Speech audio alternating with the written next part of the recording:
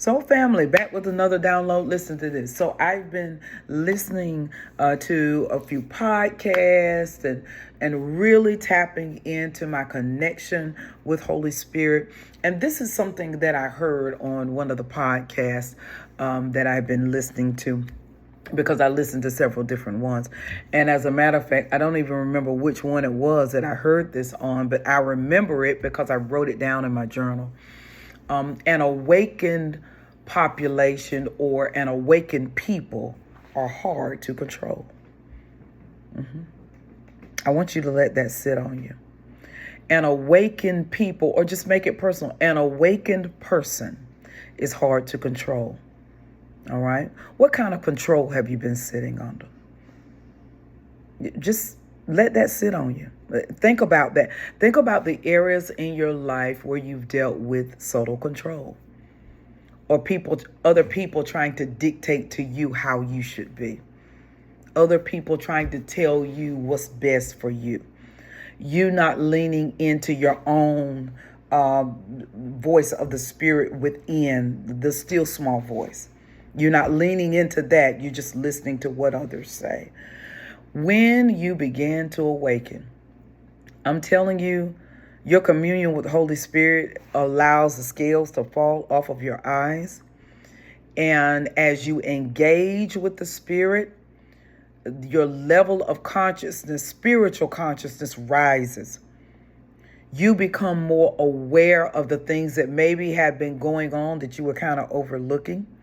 The red flags that you kind of put to the side that you should be paying attention to. When you become that person, no one can control you. It doesn't matter who they are. Doesn't matter what walk of life they come from. No one can control you. No one can abuse you when you are in an awakened state, because you immediately can see their patterns of behavior, and it causes you to remove yourself or disconnect, or you continue to go higher. You bounce them out. All right. You can bounce people out of your life without even deleting them, blocking them. The higher you go, they can't stay in the space that you're in because you have ascended. So you literally bounce them out. But an awakened people are hard to control. Where have we seen this? We're seeing this right now. We're seeing this right now in the earth space right now. Awakening going on everywhere. People becoming more cognizant. They're becoming more in tune to their spiritual gifts. They're hearing very clearly. They're getting messages. They're able to translate those messages properly where there might have been some confusion. They're breaking those barriers. They're breaking the barriers of religion, of patriarchy, of government control. They're breaking barriers all over. All right. And people are taking responsibility for how manifestation happens in their life. What do you want your world to look like? What do you want your life to look like? Your connection with Holy Spirit is going to give you the clue. How do you want to show up in the earth? These are the questions you ask yourself. What is my purpose? What is my assignment? How do I want to show up? How do I want to contribute to more awakenness, if that's a word, in the earth space? How do I want to contribute to that? When you begin to ask yourself these questions, you can agree with the statement the podcaster made. An awakened people or an awakened population is hard to control. Hard to control. You can't control people that are, I didn't say, see, there's a difference between what people say is, when I think of awakened, I don't just think of the word woke. I don't think of awakened and woke in the same context. I look at awakening as a process, as a spiritual process. I look at it as a spiritual process. And some people, probably that would say that they're woke, or maybe they're in a spiritual process. I, for some reason, see them as two different things. I look at awakening as a spiritual process that is prompted by a wanting to dig deeper. All right. An archaeologist type venture spiritually.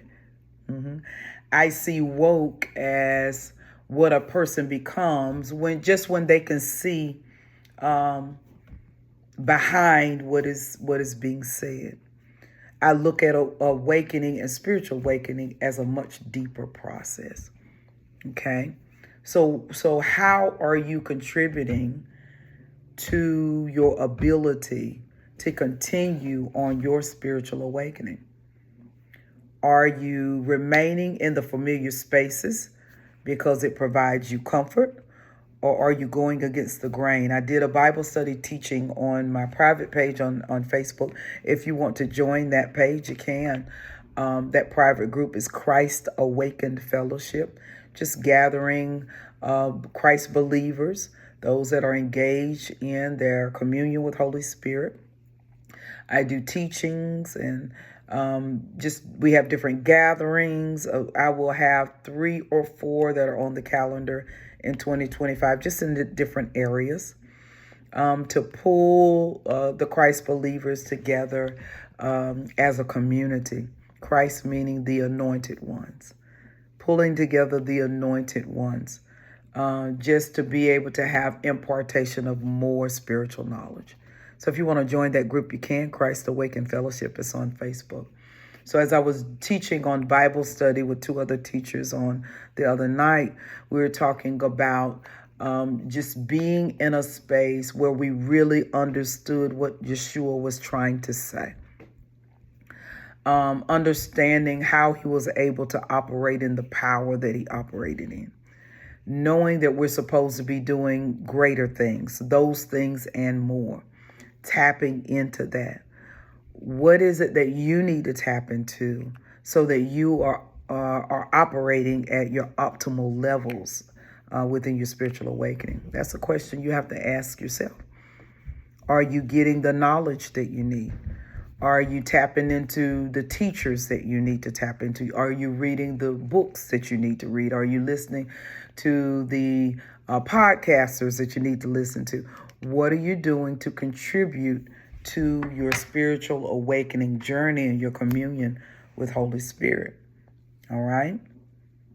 As an awakened person, you're going to be hard to control because you're going to know yourself and you're going to be operating in full authenticity, and nobody will be able to take you from that spot.